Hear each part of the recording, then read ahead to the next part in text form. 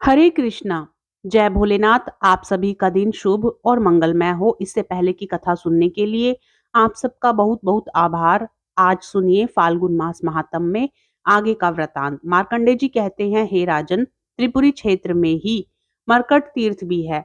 मरकट के पूर्व भाग में परम उत्तम भवु तीर्थ स्थित है। कार्तिकी पूर्णिमा को इस तीर्थ में स्नान करके यह सभी पापों से मनुष्य मुक्त हो जाता है। वहीं पर नकेश्वर नाम प्रसिद्ध भगवान शिव हैं, जो स्वर्ग और मोक्ष प्रदान करने वाले हैं। उनके आगे बांस का वृक्ष दिखाई देता है। उसके पूर्व भाग में त्रिलोचन नामक महादेव जी विराजमान हैं। उनके मस्तक पर स्थित तृतीय नेत्र का दर्शन करके मुनि श्रेष्ठ भृगु ने पृथ्वी पर दंडवत प्रणाम किया और इस प्रकार उनकी स्तुति की। भृगु महाराज बोले कि जो सब जीवों के भीतर उनके आत्मा रूप से विराजमान है, समस्त भूतों के ईश्वर हैं, कल्याण और ऐश्वर्य प्रदान करने वाले हैं, सबका पाप हरने के कारण जिन्हें हर कहते हैं, जो कल्याण स्वरूप, तेज स्वरूप, पशुपति और अखिल विश्व के स्वामी हैं, जिनमें दोष मात्र का सर्वथा अभाव है, और जो नित्य विज्ञान आनंद स्वरूप हैं, उन भगवान शिव को मैं प्रणाम करता हूँ। हे प्रभु, मैं दूसरों का तिरस्कार करने के पाप से पराजित हूँ। मेरी उस पाप से रक्षा कीजिए। हे परमेश्वर, इस क्षण भंगुर शरीर के प्रति मेरे मन में आत्मा अभिमान का उदय हो गया है। मैं तो देह को आत्मा मानने लगा हूँ। इसलिए कुमार्ग की ओर नजर रखने वाले मुझ दीन की आप रक्षा कीजिए। प्रभु, मुझ दीन ब्राह्मण को दान देने के लिए तत्पर होइए। आप तो सदा सबका कल्याण करने वाले हैं। फिर मुझे मूर्ख को देखकर भी आप इतनी देर क्यों कर रहे हैं? हे हर, आप मेरी बढ़ी हुई तृष्णा को हर लीजिए और मुझे स्थिर रहने वाली लक्ष्मी प्रदान करें। महेश्वर, आपके तीर्थों में जाने मात्र से जो पुण्य होता है, वह सदा ही मोह का, वो पापों का नाश, विनाश और संसार सागर से उद्धार करता है। परंतु मुझ भाग्यहीन ने उस पुण्य का संचय भी नहीं किया है। महर्षि भृगु के द्वारा कहे हुए इस करुणा हृदय नामक स्रोत का जो प्रतिदिन प्रातःकाल उठकर पाठ करता है, वह परम गति को प्राप्त होता है। इस स्रोत से संतुष्ट होकर भगवान शिव ने भृगु से कहा, हे विप्र, तुम्हारे मन में जिस जिस वर्ग की इच्छा है, वह सब मैं तुम्हें दूंगा। साथ ही तुम्हें देव दुर्लभ उत्तम सिद्धि भी प्रदान करूंगा। तब भृगु जी ने कहा, हे देवेश्वर, अगर आप संतुष्ट हैं और मुझे वर देना चाहते हैं, तो पृथ्वी पर मेरे ही नाम से इस तीर्थ की प्रसिद्धि हो जाए। हे महेश्वर, मेरी दूसरी प्रार्थना यह है कि आप अपने आप को उस भृगु क्षेत्र में अवतरित करें। यहाँ सदा ही आपकी स्थिति भी बनी रहे।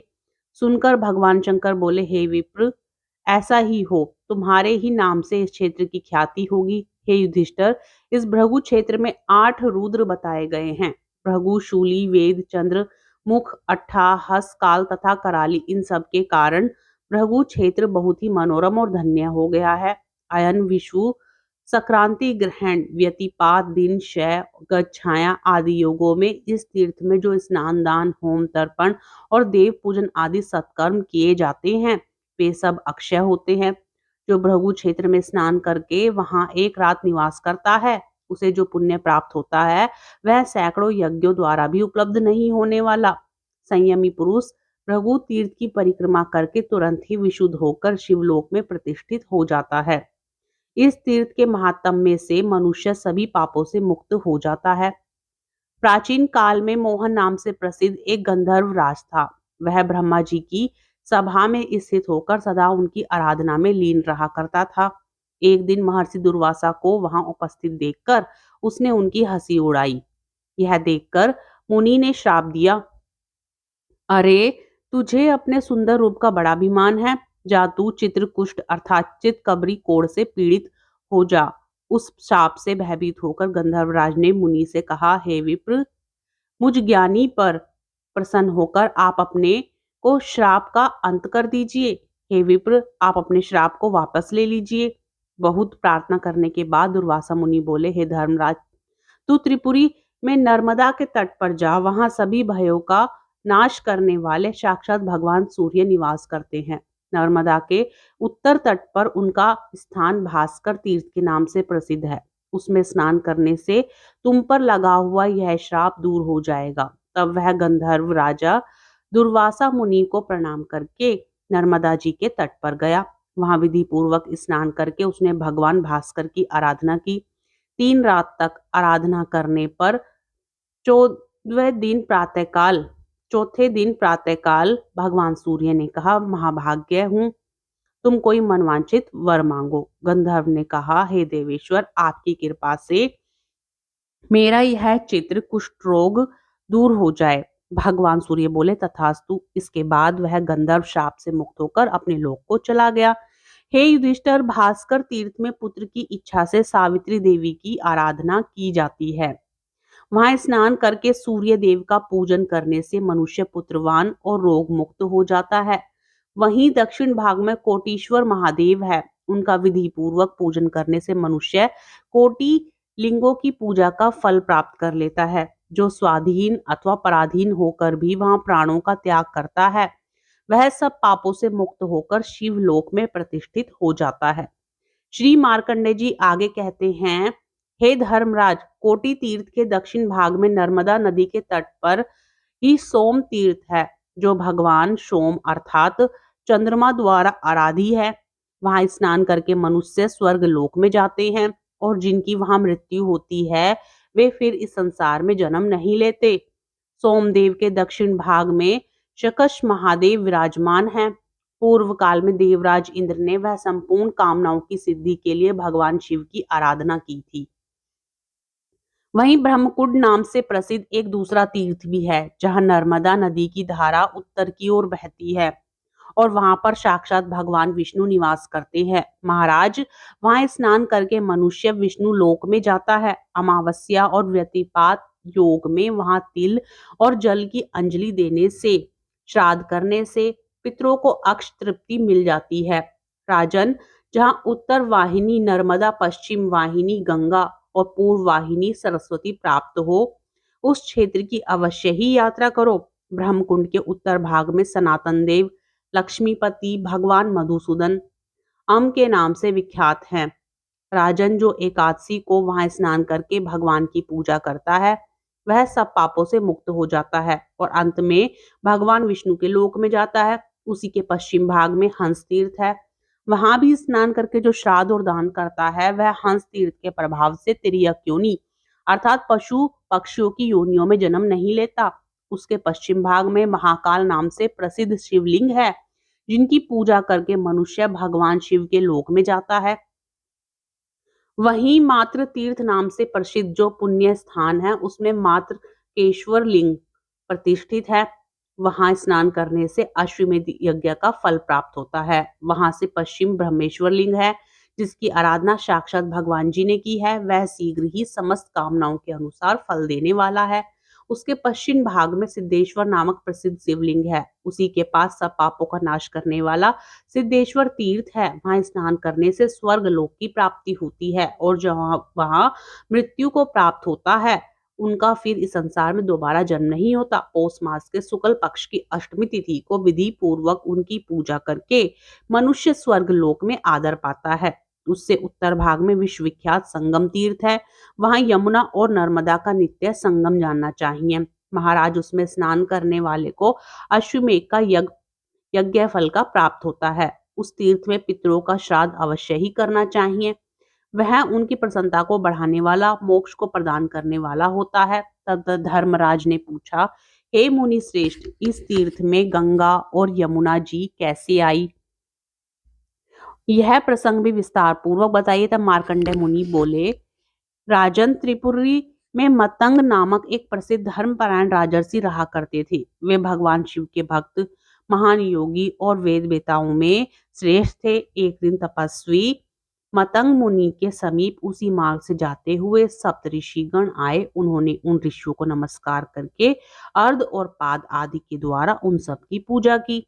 जब वे लोग कुशा के आसन पर विराजमान हो गए, तब मतंग मुनि विनय पूर्वक बोले, महर्षि, आज मैं धन्य हो गया, क्योंकि आज मेरे यहाँ श्राद्ध के दिन आप जैसे महात्मा पधारे हैं।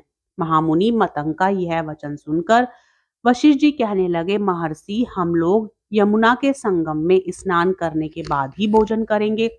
तब मतंग जी ने कहा कि अच्छा, आज यही गंगा यमुना के संगम में आप लोगों को स्नान करना होगा। ऐसा कहकर मुनि ने ध्यान में लीन होकर माँ गंगा और यमुना जी का आह्वान किया।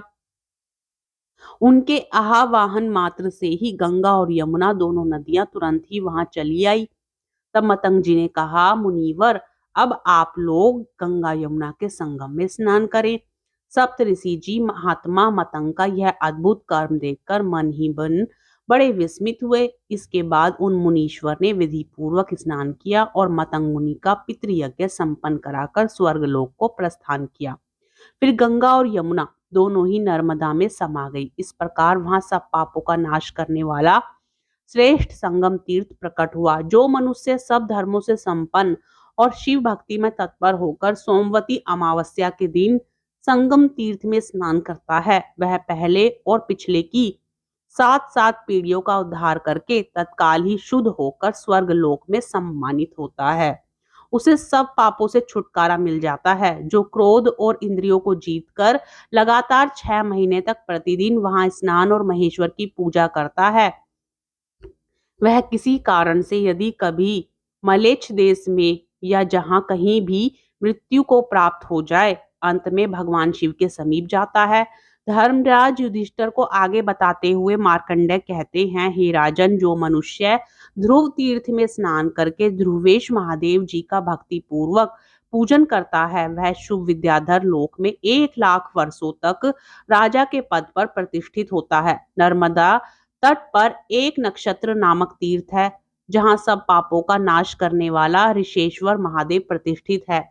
वहां 27 नक्षत्र सिद्धि को प्राप्त हुए हैं। उस तीर्थ में स्नान करके लोग स्वर्ग में जाते हैं और जिनकी वहां मृत्यु होती है वे फिर जन्म न लेकर मुक्त हो जाते हैं। इसके बाद वराह नाम से विख्यात एक श्रेष्ठ तीर्थ है, जहां कल्याण दयनी नर्मदा शकरा के नाम से जानी जाती है। वहां एकादशी तिथि को स्नान करके शास्त्रोक्त दान आदि सत्कर्म करने के बाद जो विष्णु परायण व्रती पुरुष द्वादशी को शुद्ध भाव से गंध पुष्प धूप दीप नैवेद्य आदि के द्वारा भगवान वराह की पूजा करता है, वह भगवान विष्णु के वैकुंठ धाम में सदा आनंद भोगता है।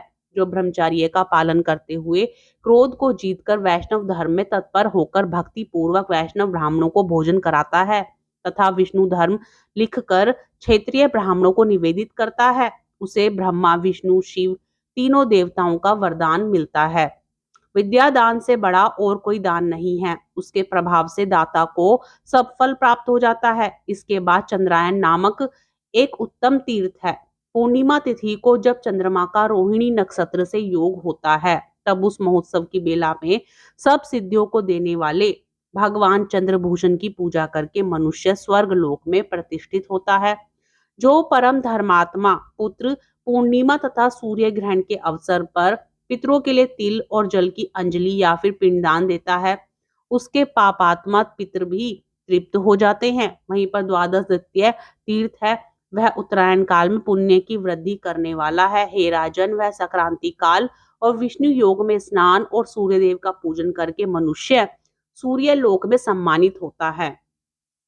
उत्तर दिशा में शंकर नामक शिवलिंग बताया गया है। जो अमावस्या में भगवान शंकर का पूजन वहां पर करता है, वह सब पापों से मुक्त होकर अंत में ब्रह्मलोक को जाता है।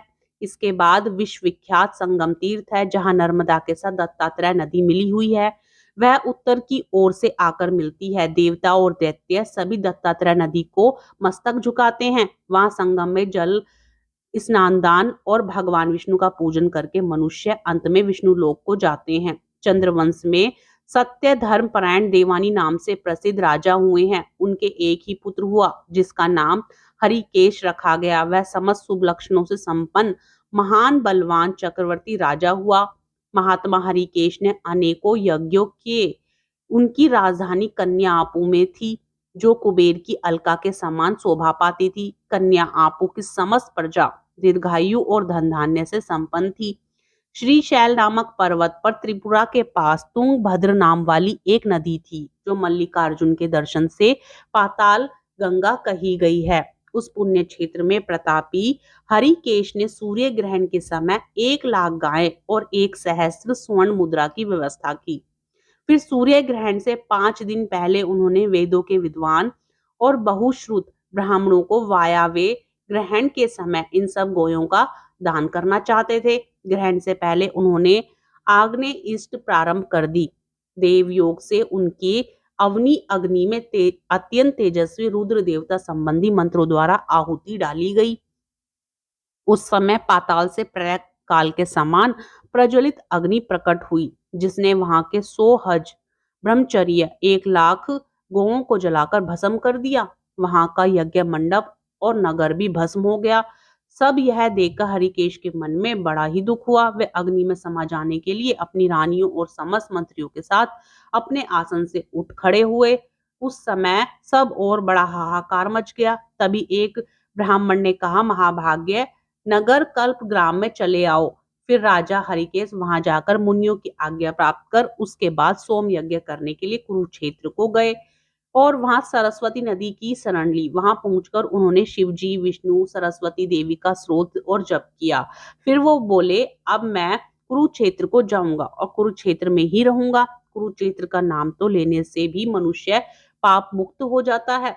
संपूर्ण शब्द रूपी महाऔषध से जिन्होंने समस्त जीवों के कलंक को धो डाला है, जिनके तीर्थों का मुनि गण भी सेवन करते हैं, वे सरस्वती देवी मेरे सभी पापों का नाश करे। राजा का यह वचन सुनकर पापों का अपहरण करने वाली, पापों को भस्म करने वाली देवी सरस्वती ने कहा, राजन दुख छोड़ो और मेरे शय वचन सुनो। तुम्हारे यज्ञ में 100 हज ब्रह्म हत्या और 1 लाख गो हत्या हुई है। इतने महान पाप से छुटकारा दिलाने में इस चराचर जगत के भीतर एकमात्र नर्मदा नदी ही समर्थ है। नर्मदा समस्त पापों का नाश करने वाली है।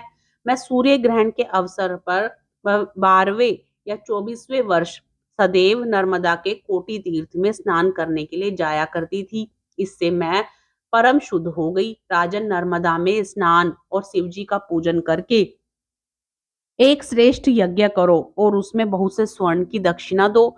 इससे तुम्हारा उद्धार अवश्य ही हो जाएगा। जो ब्राह्मण और गोवें वहां मृत्यु को प्राप्त हुई हैं, उनकी अस्थियों को ले जाकर नर्मदा जी के जल में बहा दो। उस जल का स्पर्श करने से उन सबको देवलोक की प्राप्ति हो जाएगी और नर्मदा जी के जल और तिल की अंजलि देने से उन सब का उद्धार हो जाएगा। सरस्वती जी का यह वचन सुनकर राजा ने उन्हें प्रणाम किया और फिर रानियों और अपने परिवार के साथ कन्या आपू में लौट आए। वहां जाकर राजा ने अपने सेवकों को आज्ञा दी कि तुम सब लोग भी आवश्यक सामान इकट्ठा करके यज्ञ की सामग्री साथ लेकर नर्मदा नदी के तट पर चले आओ। राजा का आदेश पाकर सेवकों ने अन्य सामानों के साथ उचित रीति से उन ब्राह्मणों गौओं फिर तृप्त किया। उस स्थान पर एक स्रोत प्रकट होकर नर्मदा जी के जल में जा मिला। वह नर्मदा संगम गांजा के नाम से प्रसिद्ध हुआ। जहाँ गांजा है वही एक प्रसिद्ध लिंग भी है। जो ब्राह्मण और गौ उस प्रलय पोड़ियल सब लोग दिव्यलोक में देव भाव को प्राप्त हो गए। ऐसा कहकर वे सभी विष्णु धाम में चले गए। राजाओं में श्रेष्ठ हरिकेश भी अत्यंत प्रसन्नता के साथ लोक पावनी नर्मदा नदी देवी को नमस्कार करके एक चित होकर उनकी स्तुति करने लगे कि हे सरिता में श्रेष्ठ नर्मदे, आपको नमस्कार है। आपके जल में जहाँ कहीं भी स्नान करके मनुष्य सब पापों से मुक्त हो जाता है। इस घोर संसार में फिर उसका जन्म नहीं होता। कोई भी बलवान सहस्त्र जन्मों में भी आपके वेग को नहीं रोक सकता। आपने संपूर्ण चराचर विश्व को अपने जल से व्याप्त कर रखा है। हे महादेवी, आपकी ही कृपा से मनुष्य की इस भवसागर से मुक्ति होती है। राजा हरिकेश का यह स्रोत सुनकर नर्मदा देवी ने उन्हें प्रत्यक्ष दर्शन दिया और फिर कहा कि महाभाग्य ने कहा, देवी आप मुझे पवित्र कर दीजिए। आपके जल में स्नान, अवागन, पान तथा आपके नाम का स्मरण और कीर्तन करने से तत्काल ही 7 जन्मों के किए हुए पाप नष्ट हो जाएं। तब सुनकर नर्मदा जी बोली, राजन तथास्तु। ऐसा कहकर नर्मदा देवी वहीं अंतर्ध्यान हो गई। इसके बाद राजा हरिकेश ने साष्टांग प्रणाम करके इच्छानुसार चलने वाले रथ पर आरूढ़ होकर अपने नगर में प्रवेश किया। वहां अंतपुर और परिवार के साथ उन्होंने प्रचुर भोगों का उपभोग किया और अंत में वे देवलोक को प्राप्त हुए। जय भोलेनाथ। आज की कथा में बस इतना ही। इसके आगे का वृतांत आप सब आने वाले अध्याय में जरूर सुनिएगा।